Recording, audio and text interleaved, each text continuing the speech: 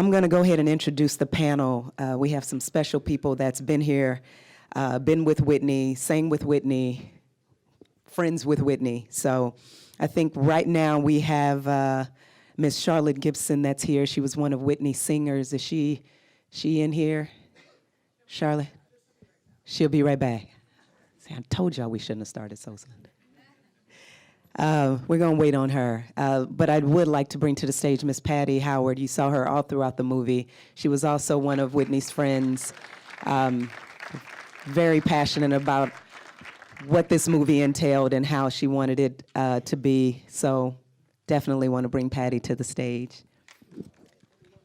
You come on over here. You have a seat. Yes. And of course, is this Miss? There she is. We were waiting for you. Oh, good, good. Come on. And this gentleman put this together, and actually this was just like I'm so glad the students were in here, because you guys don't understand that we try really, really hard. They're influenced by these people. They're influenced. That's why they're here at recording school and in the film school. And to have a director like Nick Broomfield here to show us this and honor us this with this film, I'm just happy that he's here. I can't even talk. I had a pleasure of meeting him and talking to him, and I was just kind of like, okay, whatever you want to do, whatever, we can do it. So I'm still speechless right now, but I want to welcome the director of the film, Nick Broomfield.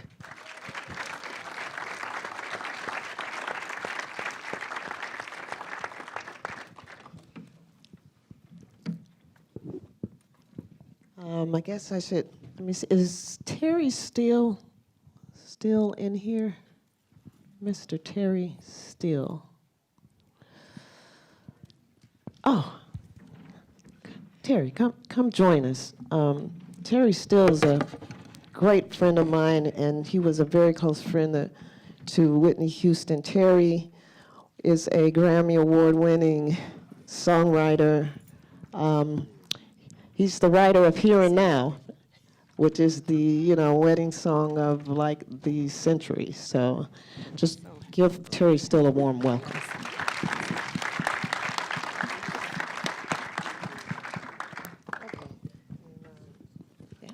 Oh, so one other thing, I'm so honored to just be a part of this and to be here. To have anything at all, to be able to open my mouth and say anything to the students that are here. There are people in my life that opened up doors, that gave me opportunities so that I could even stand here and be talking to you now. So it is my hope that something that we share will inspire you as you go out into this industry that we all love, and that it will inspire you to create just beautiful, positive, wonderful content that will change the world. That was the one thing I wanted to make sure I said. Got it. Listen, I want everybody to know this is open dialogue, so I want you to ask questions. Don't be shy. I'll start it off, but I need everyone to ask questions. Students, ask questions. Everyone, that's what this is about, to learn a lot more about this film, how it was made, and just about Whitney. I'm excited to be here, so I can keep going all night, but I need some hands to raise after these couple of questions, just putting that out there. Thank you. I want to first and foremost ask, this is to Nick. You actually did an interview with BBC. Yes, I stalked. I researched. And you said you always find the goodness in everybody. And I want to know, what goodness did you find in Whitney Houston that made you want to do something like this? Well, I don't think I found it in Sarah Palin, I have to say. But I had no idea, really, when I went into the Whitney story, anything. I had no idea who she was at all. And what was meeting people like Patty and Charlotte, who were so close to Whitney, that I realized, my impressions of Whitney, looking at all the films that were done, the documentaries, after she died, she was kind of vilified. You got a feeling that she had this crazy relationship with Bobby Brown that you didn't really understand why they were together or anything. And then slowly I realized that, she had been created. There was a creation, which was Whitney Houston. And then there was this other person that was Nippy, who was very funny, who was from Newark and was an entirely different person really to the public persona. And whenever she didn't live up to the public persona, she got into terrible trouble. And I made a lot of films, and I think this film in a way was the one where I was most amazed that there was a completely different person there who I think we all actually kind of fell in love with while we were making the film, which is obviously a wonderful thing to happen, and to be so emotionally moved by somebody that you've actually never met. And I think, a lot of what, Patty and I talked a lot together. It took a lot to persuade Patty to be in the film. And you said that it was Robin who encouraged you to take part in the film.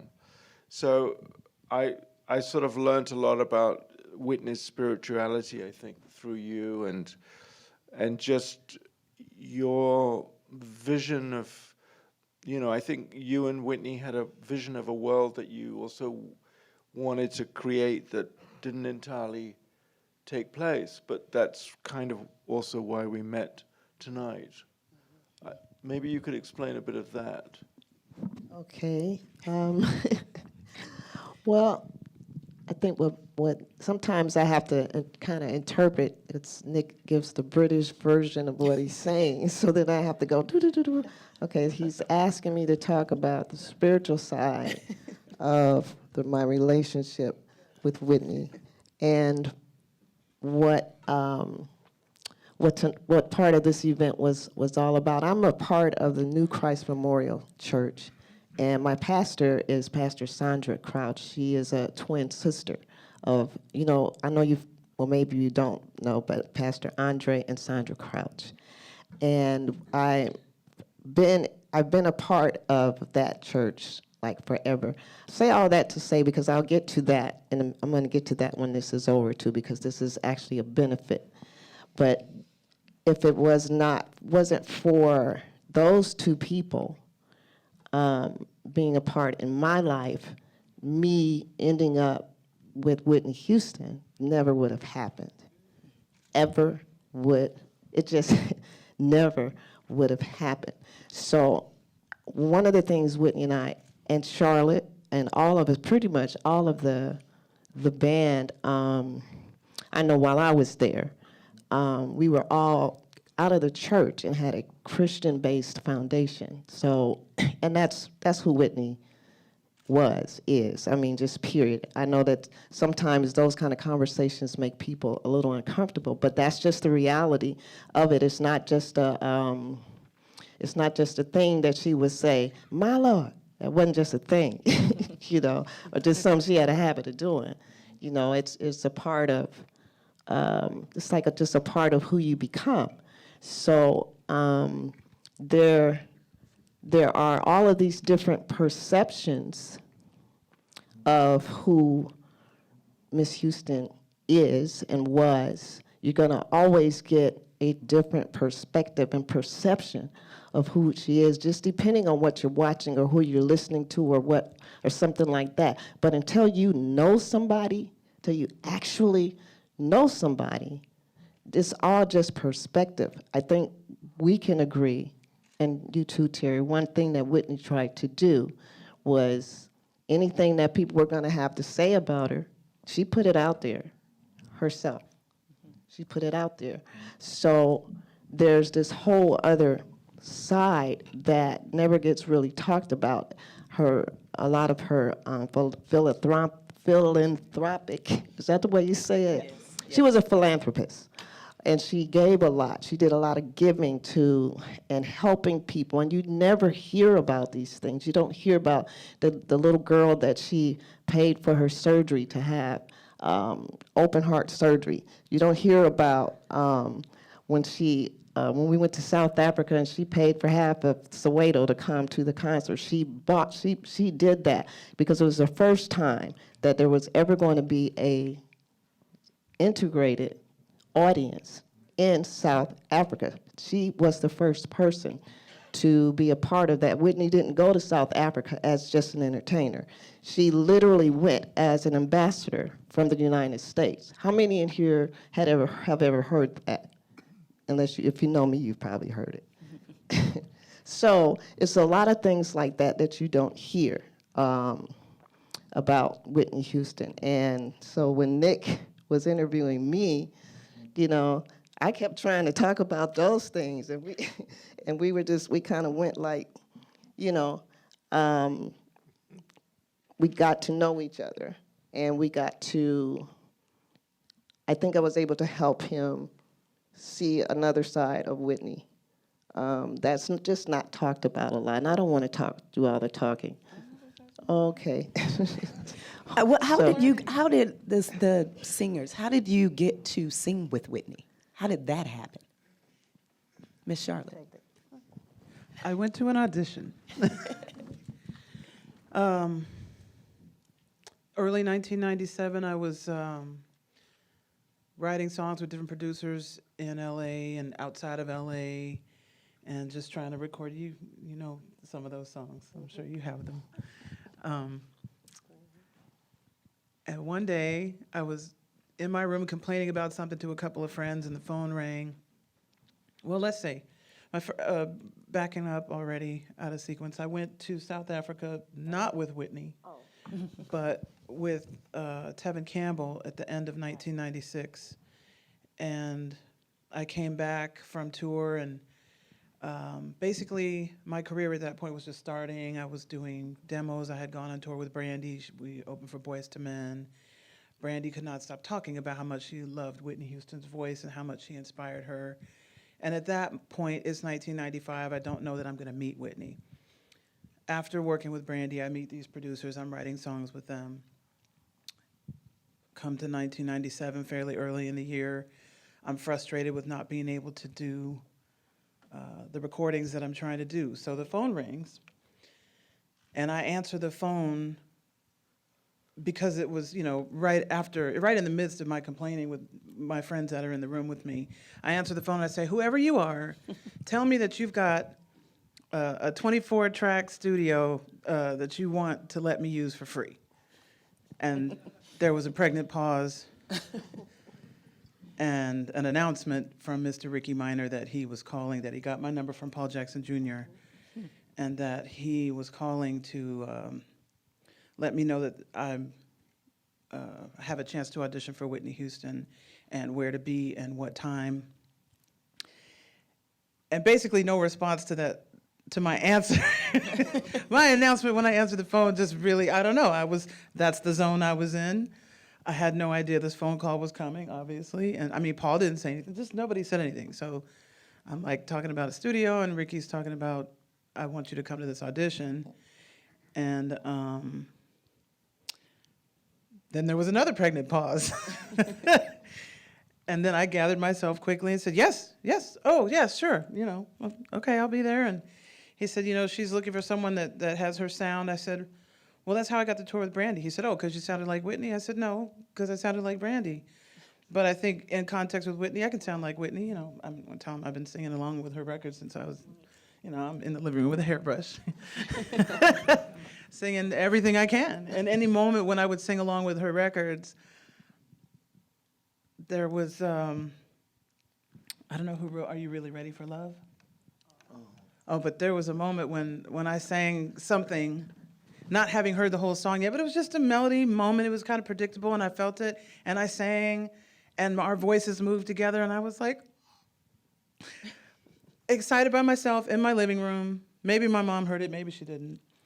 But I knew inside, yeah, I can sing with Whitney Houston. And I never really, I guess I must have thought about it if I ever had the chance that if I just get the chance to sing with her, I know I'll do it. If I get that chance, I'm gonna do it. But fast forward, here comes the chance, and I had to hurry up and get myself together and find out where to be. And I got there, and he said it's not gonna be a very large audition. And I got there, and I didn't see, I don't know, 24 people? I don't know how many there were, but it was enough for several small groups. He told me, I believe he told me which songs to learn. And I didn't have every Whitney Houston record at that point. Abdul, I don't know if he's still here. But what I didn't have, I actually went to Tower Records right down the street and purchased. And then I learned every song that he suggested to me. I mean, some things I knew already, but I learned all the leads because the way you got auditions back then is they just wanted to hear you sing. And I was singing all the leads, so I made sure I brushed up on every lead on every song that he suggested. And then when I got there, thank God I didn't go in the first group because he wanted to hear me in a background context. And this was my first audition where they actually asked for people to learn the backgrounds to specific Whitney songs and then let me hear how you blend with each other. I always thought it was wonderful that Whitney got you, Patty, to be bass, the bass singer. Seemed the most unlikely bass singer I've ever met. Isn't that true? Nah, if you hear her sing, though. Oh, yeah. Maybe we can get Maybe that now. is that We might, if Vaughn will help us later, then we might do a chorus, but it just But cracks me didn't up. she get you to be bass and you weren't normally bass? Yes, it cracks me up that he calls it bass. It's like the bass, but I guess that's the British way. Well, it's bottom. It's bottom or tenor, but I was alto until, well, yeah, I was alto like forever, and then after Whitney Houston, I was bass. So my voice is very low now from all those years of singing the bottom. I'm going, whoa, whoa. So in the audition, Ricky has a group coming by. You know, he has the first group up. That's when I realized that I'm supposed to be learning the backgrounds. So I watched him, you know, tell a singer, try this note, you know, sing on the bottom, sing in the middle, sing in the top. And I watched the mistakes that were made. So I let another group go by and I checked out the other songs that he asked for. So when he did ask me if I was ready, I was like, yeah, I'm ready. Because I thought, oh, the backgrounds, I knew all the backgrounds already. I learned all the leads, but I didn't want to tell him that. I'm not going to tell him myself at that point. And yeah, so he called me up and put me in a group with some other ladies I hadn't met before. In fact, I didn't know anyone when I went there. But on the spiritual side, I did tell my dad that I had a chance to audition. And my dad prayed with me and asked for favor. And I don't know if any of you know what that means, but basically it's exactly how it sounds. We prayed and we asked for favor. And I didn't have a car then. I sang on a record for some guy, and he gave me a car in lieu of payment, but then he took it back. So there I was in LA with no car in 1997. So I had a group of friends who lived nearby. I unfortunately have to leave really soon. Oh, I'm going to fast forward then. No, I was just wondering if we could get just a few questions. I'd love to get the audience a little involved. Can we get a couple of questions? Sure, yes. Yes, he had his hand up first. Yes, sir. You have to speak loud so I can hear the question. Oh, okay. I actually just wrote it down, like when we were watching the film. So the question is, I noticed that these days, if you're not really like commercially successful, like in terms of either like film or like music production, like you're not really making money. So like, do you think like business or like professional degree can give you a greater edge in future competition? Charlotte, I think you should answer this one. I think that's directed to you, is it not? Yeah, I think it's more for Nick. Yeah. Yeah, it's for you. And also, or is it? That's such a complicated I question. don't make films. So the question is, do you think a degree would give you the upper hand? Oh, is that it? Okay. Sum that up. Okay. This is a two-parter. Let him answer that. Okay. Well, so what was? I'm mystified. What was the first part? No, the first one is business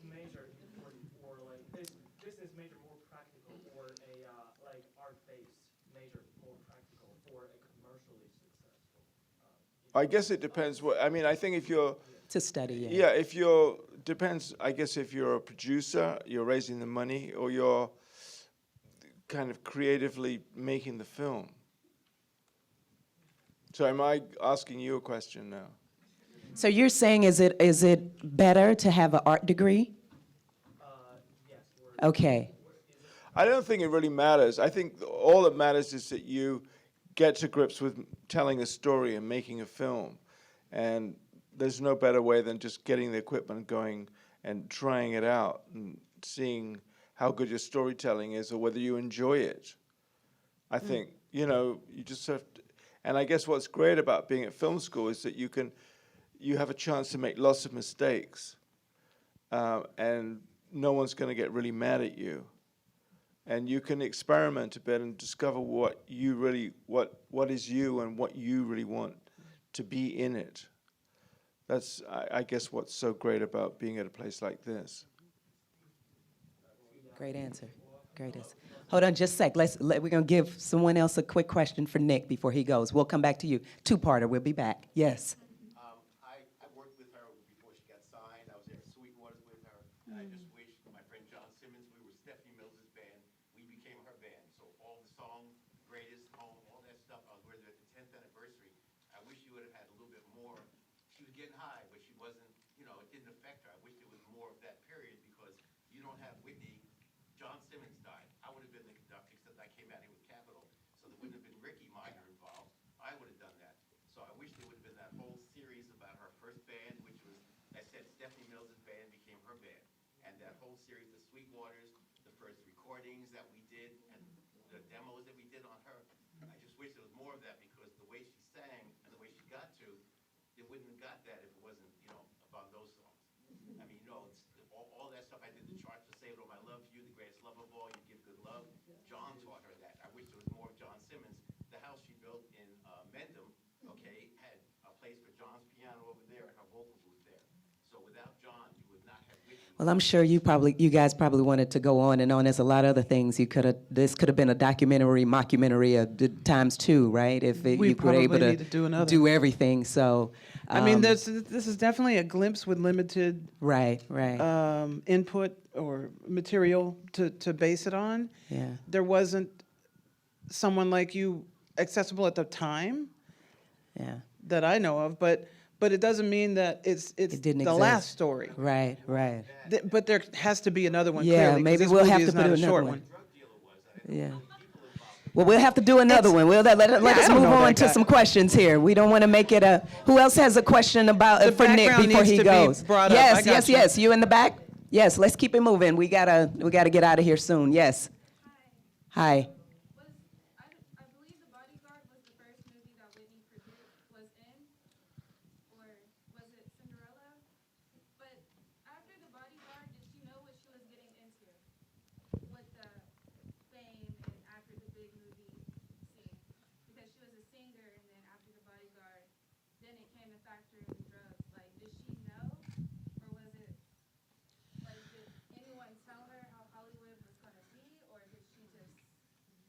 We can only guess that someone would have, but based on what's there in the film, success was already there, fame was already there. It just got further propelled with The Bodyguard. And there was a picture at one point in there where I could tell she was pregnant with Chrissy. So drugs had not begun then.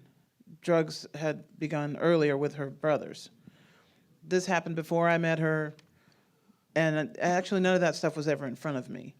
I actually never saw her using or anything like that. My experience with Whitney is more of a wonderful bubble. So I actually watched that Barbara Walters interview and was learning information at that time, you know, and heartbroken, but appreciative of her honesty.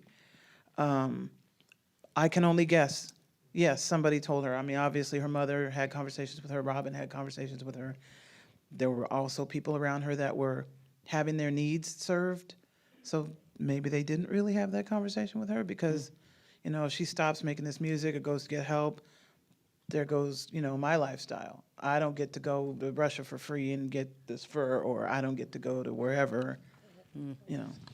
All right. Any other questions for Nick? We don't want to leave here without you guys having questions for. Yes, sir. One question to Whitney Houston. Like, what did you use Whitney as a subject, or how did you come upon that? Well, I mean, I think sometimes you just pick a subject because it's a hunch, not because you really know very much. I mean, I felt that there were so many unanswered things about Whitney. One moment she was this kind of the most successful singer who was absolutely everywhere, and then it seemed she was very quickly this person who was ridiculed on late night talk shows, and everyone was calling her a drug addict, and a lot of very unsympathetic things were written about her and came out obviously on television. And I felt that there was some disconnect. There must be some story there that hadn't been told. I didn't know what story. And I guess, she's somebody who, was obviously the first major female crossover artist, really. So I think sometimes when you select a subject, you don't want to do too much research because you kind of want that to be in the film. You don't want to go in to prove a thesis. You want to go in on a voyage of discovery. So, you do enough to convince a Showtime or whomever to give you the money to make the film, but not too much,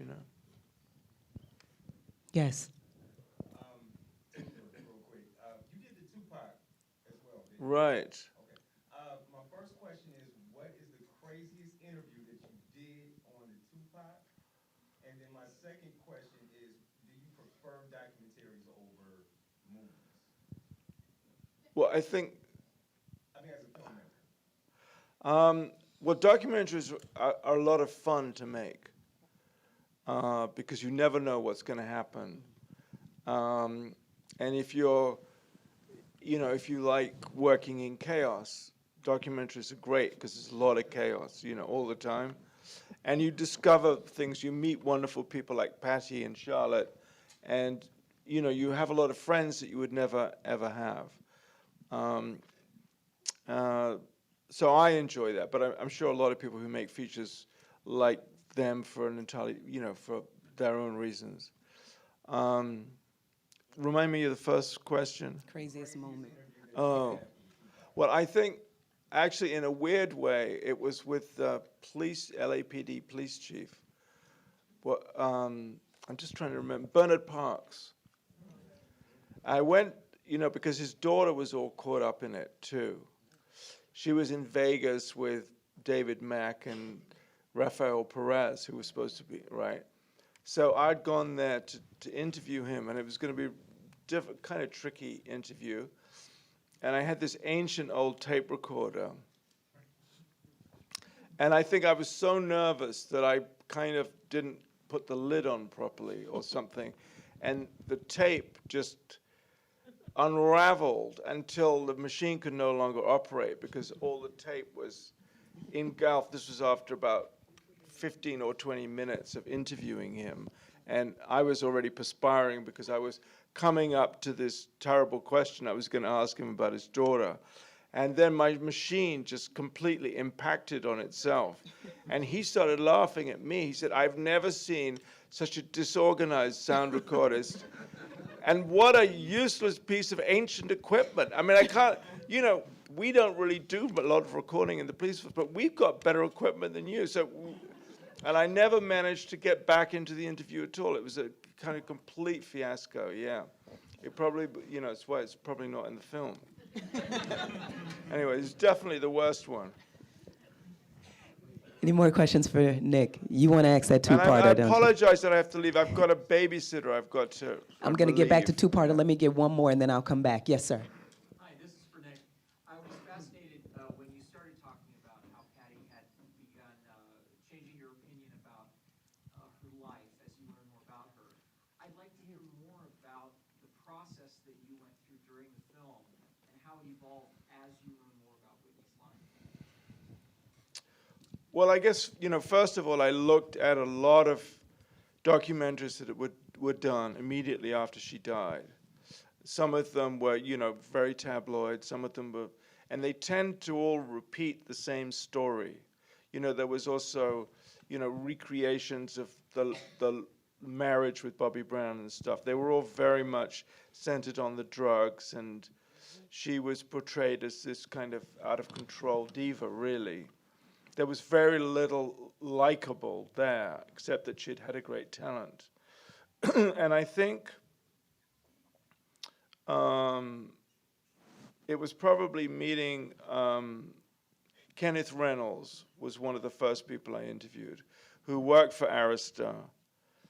He was the bald gentleman who was incredibly insightful about the creation of Whitney.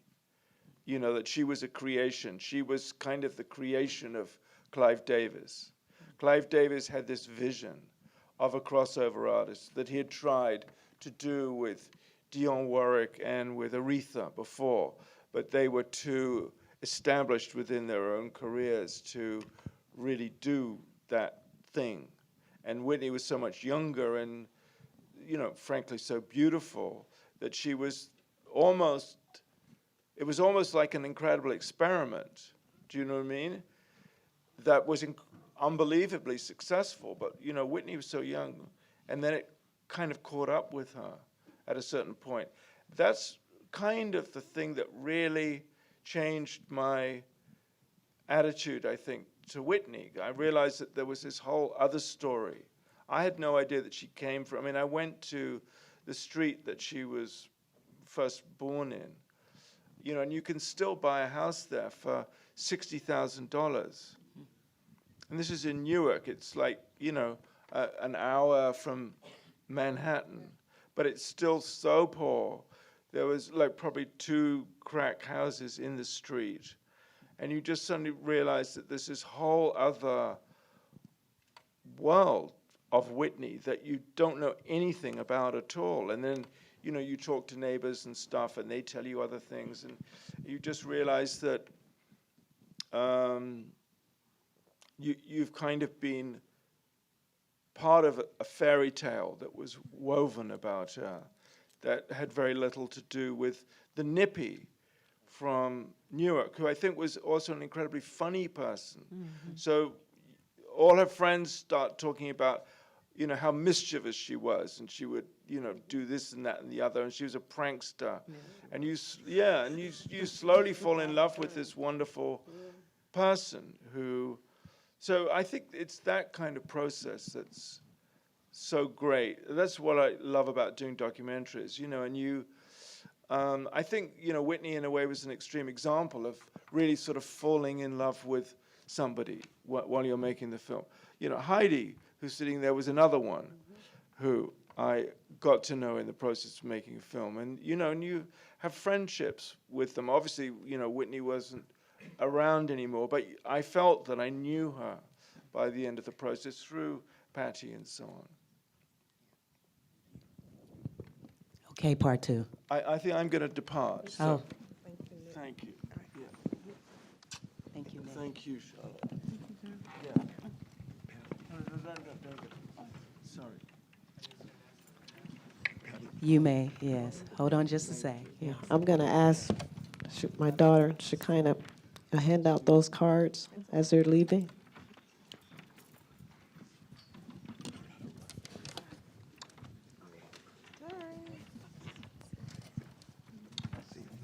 And Krista, if you're still here, if you don't mind helping Shekinah hand out the cards.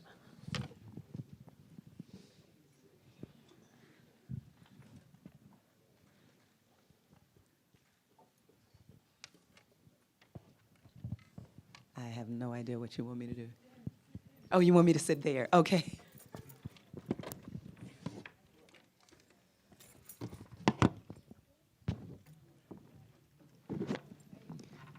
All right, we know it's getting a little bit late, so thank you. We're going to ask a few more questions, and I'm going to let these guys get out of here. Second part, go ahead.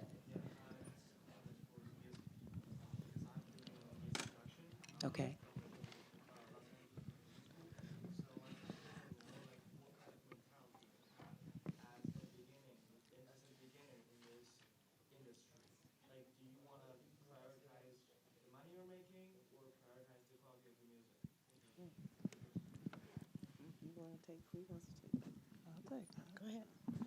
I'll keep it short.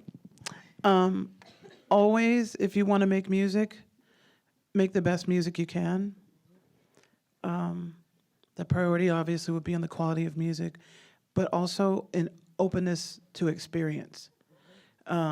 It's always good to make money, and trust in your gift and the path that you're on, that you will end up in a place where you're making money, and let your gift make room for you. But quality of music and openness to experience, because sometimes you're going to meet people, and I just did this in the interview with the gentleman Mike in front of me on his phone.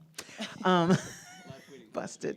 But anywho, yeah, so we were talking about, you might do a favor for a friend and it might not pay very much money, but when you get in the room, you're in great company, and you begin making relationships that may last and may be beneficial in the fact that you'll have a friend, you may have a mentor, you may have a connection, but just be open to that. Yes, in the back. What was Whitney like, besides the music and stuff, as a person? Like, how would she be like your mom, sister, best friend? All of those at times. Not so much a best friend, but a good friend, and sometimes a mom. I would be out on tour with her, and I'd want to go dancing with the cute guy that I met at the bar in the hotel, and she'd be like, "We're in Korea." No. I'm not bringing anybody's mom any bad news. Sit. You stay here. You're not going. You want to tell him? You want me to tell him? And I was, fine. But there were times when we could just sit and talk, like sisters, even after she divorced, she was like, "Did Bobby ever do anything to you?" And I'm like, kinda. He didn't touch me because I wasn't going to let him, but I just didn't want to discuss it with her because I just got on the gig. We were in Japan. And as a matter of fact, he said, "I'm coming in your room tonight." And I was like, "Hell no, you ain't coming in my room." And I'm getting into an elevator. He's like, "I'm coming to your room. You better be there." And I'm like, "Nope, the elevator door's closed." I'm like, and I think I was trying to find you, as a matter of fact, so I wouldn't be in my room. Okay, I'm going to take Charlotte's mic now. Cut me I'll off. have her.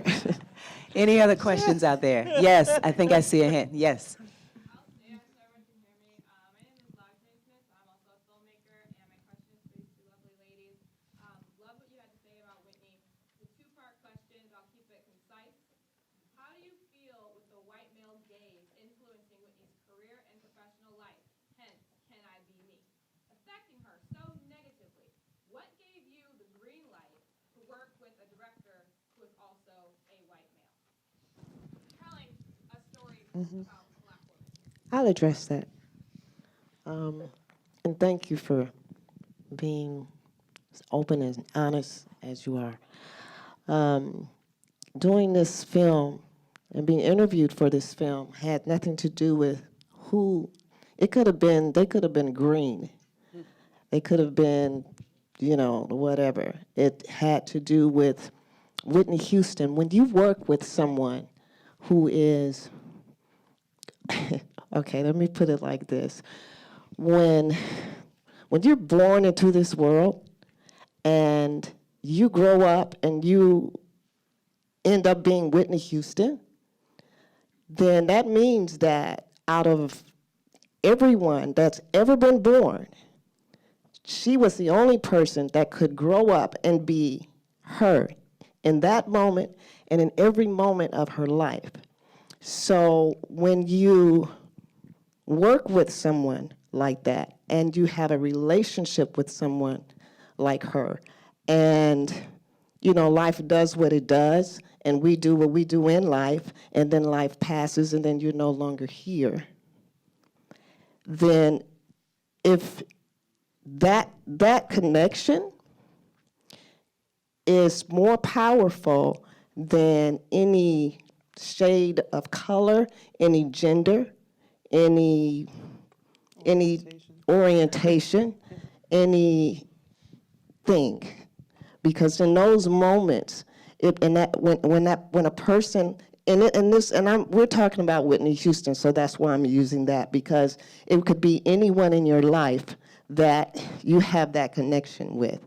But when that person is no longer here, and is someone as iconic as Whitney Houston, and that has changed so many things in life and in culture and around the world, we have a responsibility.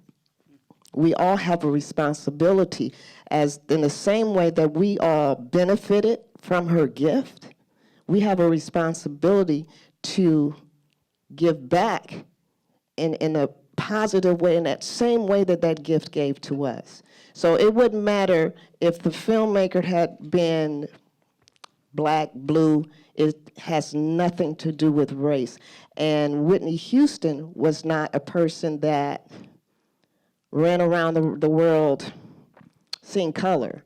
So she went where she believed God wanted her to go. Okay.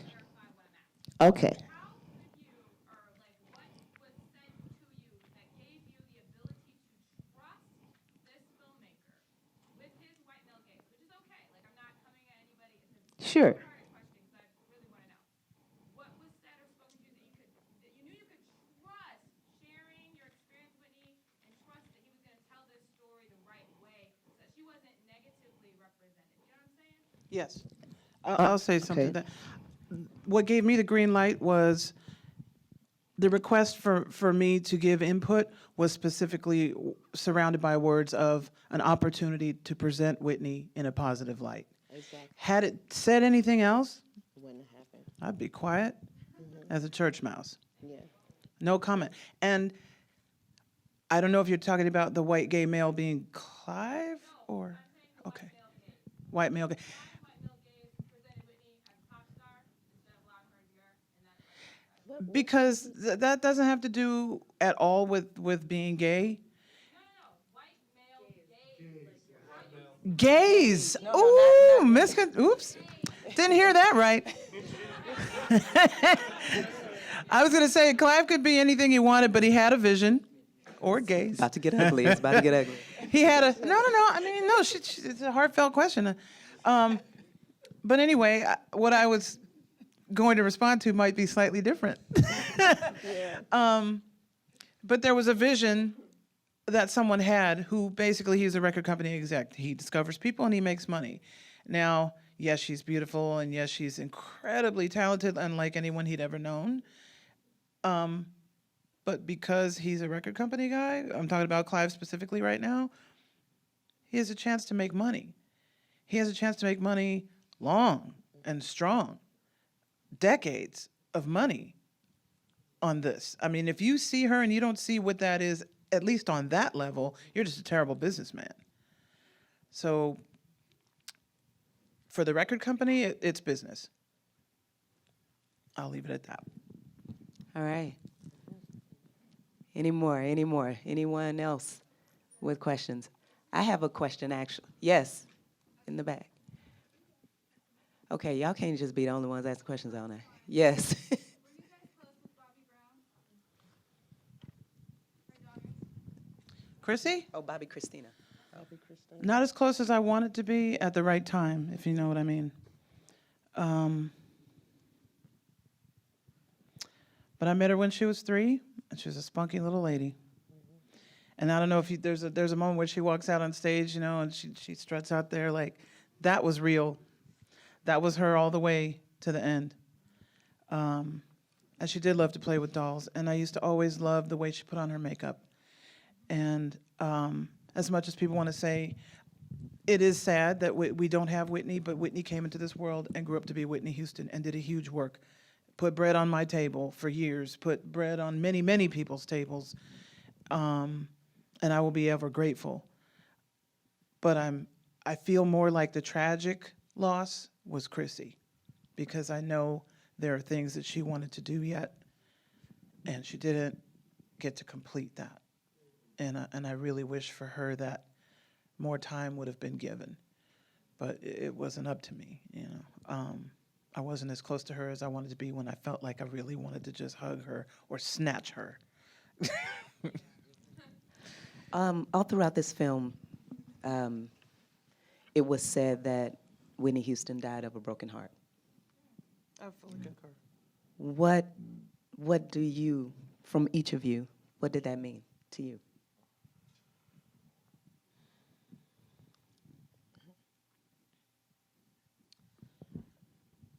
If I couldn't be me at some point and express, I would die inside. That's just me speaking. Understood. So I could see some of that. I couldn't see all of it as it was happening because a lot of things I just didn't see. My experience, like I said, most of the time, my biggest joy with Whitney was to hear our voices together. And when, there were some people in her camp, you could tell were kind of just there to do their thing, make their money, and go. And sometimes those people would call me, or if I got called by someone, I knew I would have to deal with those people. And I kind of would sometimes have to psych myself out, like, oh, okay, if I go, I got to deal with so and so and so and so. But at the end of it, I get to hear my voice with her. I get to see her. I get to hold her, hug her. We get to laugh. We get to make music together. And I'm in the music business to make music. I'm blessed that I could do it with some icons. But I just love her. And if that's the way that I have to be in the room with her, I've been working with her, total of 15 years at the end, but, you just decide what you have to go through. My goal is doing this, so the other things are in the way, things to get past. But, yeah, the broken heart is multi-stepped. Yeah, that's a big question. That's a big one. Okay. One thing that, and I know we still have students here, we stress every day the importance of work ethic to students and going to school on time, and they can tell you everything that I tell them every day. But what advice can you give them that if this is the industry you want to get into, what to expect, what to be ready for? I would say, besides everything that Charlotte said in her answer to this gentleman right here, I would say you have to be open to someone that's been in the business already, that knows the business. You have to be open to listening to what they have to say. And what I find that a lot of younger artists don't really want to hear what you have to say about, how to go about things in this business. It seems like there's some myth that since the internet, then everything in life has changed, and it's absolutely not true. So it's important that you find someone that has had some experience in the music industry, because the music industry itself, the rules and laws that govern the music industry, that hasn't changed. It might look a little different now, but the principles are the same. So find someone that understands it, that knows the business side of it, and be willing to listen to them. Be open to that, because without that, I mean, you're gonna find out the same thing they already know. You might as well take the easy route and just listen to someone that's been there. Yeah, I'll agree with that. There's a time and place for the easy way, and then there's a time and place to put the work in. So if you know somebody who's guiding you in which one of those lanes you want to be in at which time, take that free advice. It's gold. Okay, I was curious of this question when I was sitting down. Most challenging times you've had with Whitney? With Whitney as just As being an on the artist, as a road, or- friend, just being on the road, the most challenging memory that you had, most challenging time that you remember? I don't have one. We I spilled mine already, like just trying to have to psych myself out about whose crap I'm going to have to deal with when I get there, that is unrelated to music, unrelated to Whitney, just some stuff that's, there. I mean, I have road stuff or whatever, but if you mean Whitney, Watching her sing on a bad night, I mean, we had times when things were inconsistent, and obviously we're always rooting for her, we're always pulling for her, but when she's suffering, and I'm standing behind her watching that, it hurt. Some of the nights were painful, and it was just inconsistent. She would be stellar on the first 12 songs, but, she'd run out of steam. But the thing about her is if she had anything to give, She gave it. all of it's going on the floor. If she had nothing to give, we cancel. But if she had anything to bring, and the fans who went knew that, they're like, look, she's already told us she's, had some troubles with drugs. We already know it's taking a toll on her body. We're not here to see her be perfect. We're here because we love her, and we're here because she's still standing. And we're here to support her and hold her up because she's Whitney Houston. She's a groundbreaking icon, and no one's done at the times when we were there. There weren't people who had done what she'd done. There was a Mariah Carey because there was a Whitney. There was definitely a Beyonce because there was a Whitney. But now Beyonce is an example of the work ethic. You can love her, hate her, not She like puts the whatever she work does, in. but she works at all of it. Yeah. Whether you like it or not, that's up to you. But anywho, the things that hurt were to watch her strain, knowing how great she is and knowing who she is to me, and not being able to do anything but stand there and just, look, you need me to sing a note, I'll sing a note. If that's all I can do for you, then I'll do it. Because once I get on the plane and do the gig, I'm giving you everything I've got too. Because I know you're giving them everything you've got. And my relationship with Whitney was different. So the challenge, that wouldn't be the word for me. The most painful thing for me was with her, was watching her was knowing how much pain she was in, how deeply she hurt. And as we all know how to do, masking that, however you mask it, but masking that on a daily basis or, but when you know that that pain is there and it's like a consistent pain because it didn't start with her career, just watching her, be Whitney Houston with that constant thing there. And so then everything that she did, the way she sang, just her personality, all of that, around that, just trying to keep that from surfacing all the time. That was the most, for me, the most painful thing was watching that. You could hear it in her. But it also was part of her power, because that's why we all gravitated to her music and to the voice, what we call in church, the anointing that she had on her voice. And she would pour her soul and her heart and soul into just every note. But the public, Whitney was a complex person, and the between the general public, the media, and the perception that the public ended up having of her, between that, the media, how her marriage ended, it's all of those things, but at the core of that, more than anything, she wanted to, and you'd have to know her to know this, she wanted God to be pleased. I'm going to just go on and say it. She wanted God to be pleased with her life and what she gave to the world. And I'm not saying what I think or what I assume. I'm telling you what she told me. She, no matter what, at the end of her life, at the end of the day, at the end of any moment, the bottom line was for her, she said, when I lay down at night and it's just me and God, I just want him to be pleased. And I'm so hurt. She said, I'm in so much pain. I have so many hurts and fears. And what am I going to do, Charlotte, the day that she said this to me, what am I going to do to top what I've done?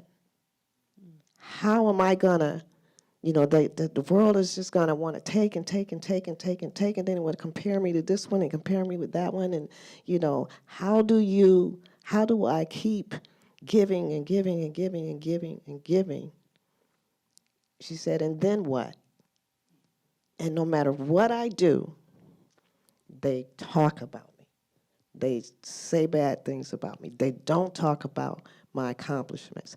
So that's why I've been on a mission to, because I heard my friends say those words, I've been on a mission to change some of that perception. But that is the hardest for me. And it would be like that for me with any artist, because artists go through so much that people don't know about. So that's what's most painful for me. Wow, we're going to end on that. Any last words, anything you'd like to share? One little story. We were on a flight from Germany to Korea, and I'm sure I was up all night trying to pack, because it's probably an early flight, and I was too scared to miss the flight, so I was like, I'm just going to stay up. Get on the plane. Dead asleep. This woman. This woman wouldn't let me sleep. She scared the devil out of me on that flight. But that's a moment I'll cherish. Riding on the tour bus in Germany and singing every Donny Hathaway song we could until we both ran. Well, she never ran out of material. She just wanted to see how much I knew. Then I'd be like, let's do Stevie Wonder. Then we'd just keep going, 100 Stevie Wonder songs. We're riding, through the Sherwood Forest in Germany. And there's just trees everywhere. And I'm going to miss moments like that. Not being able to just sing a song with her. Not because we're on stage, not because we're in the studio, just because we just love it. We love Donny Hathaway's voice, love Stevie Wonder's voice. Right. And then I used to quote Spinal Tap. I don't know if you filmmakers know Spinal Tap, but I used to always talk about melodical lines intertwining, and she would just love it. She would crack up. And then she'd call me her rock baby, and she'd say, Charlotte, I see a little silhouette of a man, and I just go right into the whole rest of the song, and she just loved it because I was the only one that was really into the rock songs, and then she knew that, and she didn't try to make me think another way, feel another way, like another kind of music. She knew I was open, and she just accepted me and loved me like I was, and I had a lot of fun with her. And seeing this movie now, it's the third time, and there was a big gap between last time and tonight. And it's not easier. I miss her. So, I don't know how to top that. no topic.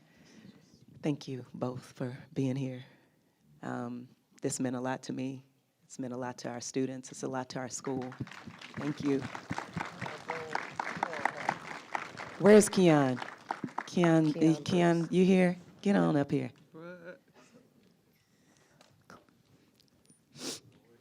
Lordy, Lordy. This is Whitney. This is her.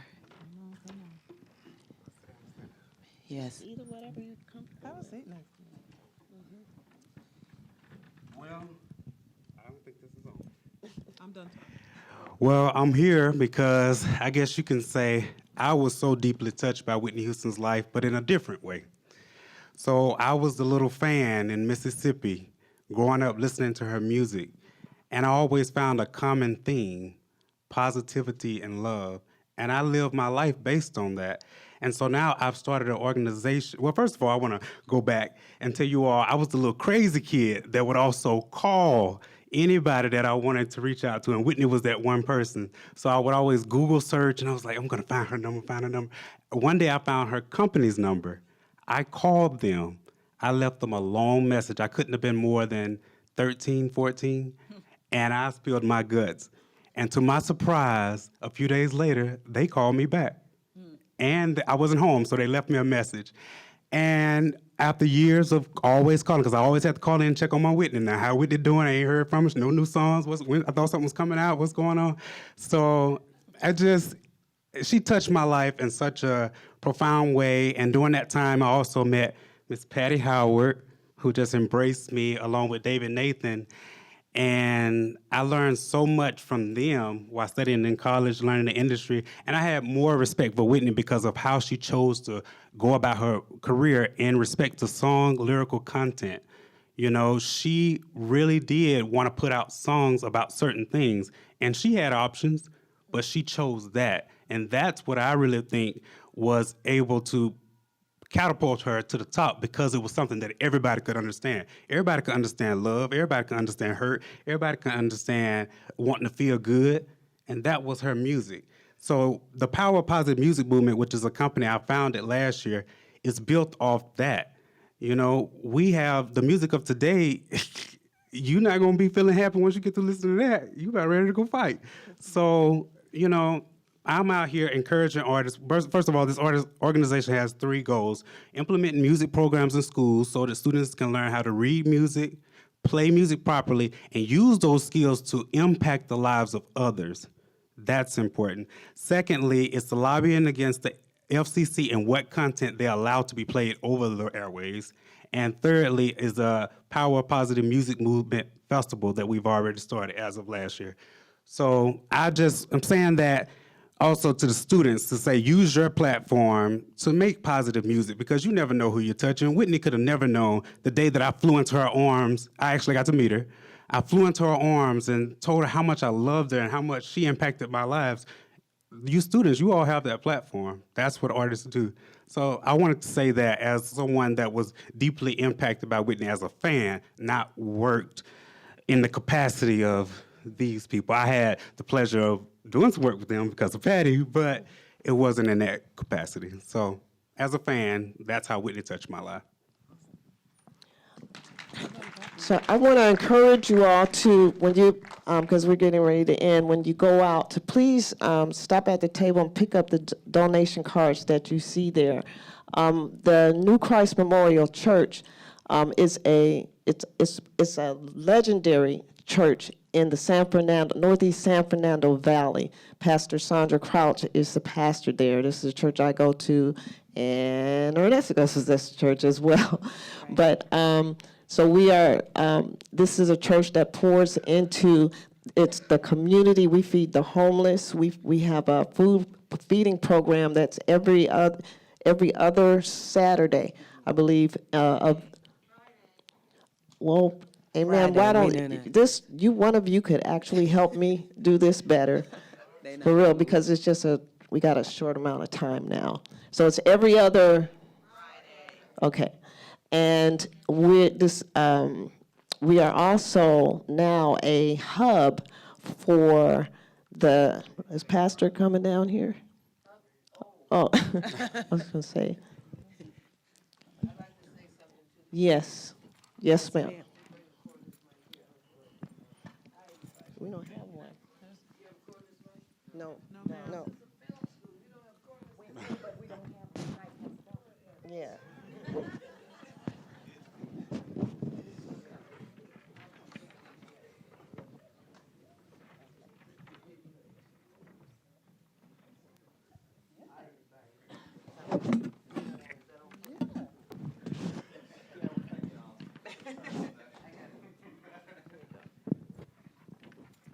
I wanted to say to the students that how many students do we have? Let me tell you, you guys play a major, major role to what comes out on the media and what goes out into homes, what goes out to your community. You play a major role. Do your homework.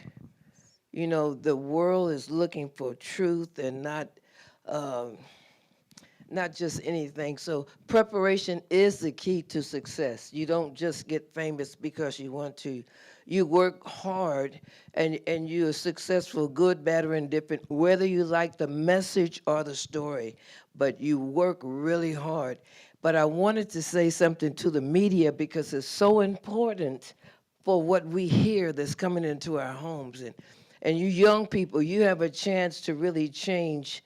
See, we messed up. My generation messed up for you guys. We lost all compassion. We lost because, see, dollars, don't let dollars drive you. Let passion and your heart drive you. It will come. And you can get things without money, and that's called a good reputation. You can't buy that. So keep your reputation clear, keep it pure, stay innocent, go see your grandmother. You know, take a birthday card. Don't just use the internet. Just say, hi, how you doing? And just tweet somebody and don't always, and I love your voice. I haven't heard you sing, but you got a fabulous voice. But don't just be you. People are looking for something that is true and pure and innocent. And this school here, you have a chance to change our culture. Remember that the responsibility now, because of media, is on you. And what will you do with the tools that God has given you? I challenge you to make a difference to your world. God bless you.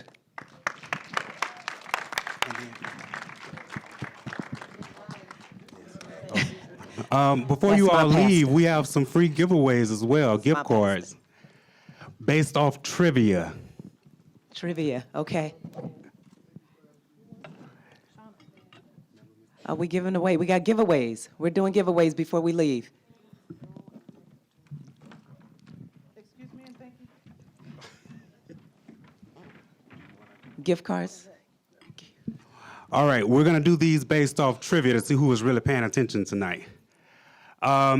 Can anybody tell me what Whitney Houston's well, first of all, I want to give one for the fans because it might not have been mentioned in the movie.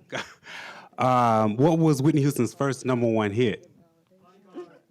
No. Yeah. First #1 single. First #1 hit. No, that was like Bill. Nope, you give love. You give good love. One's #3. That's it. You got it. You got the gift cards.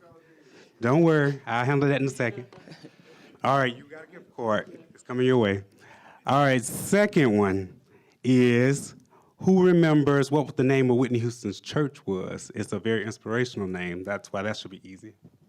You got it. You got it. And the third question is Miss Patty.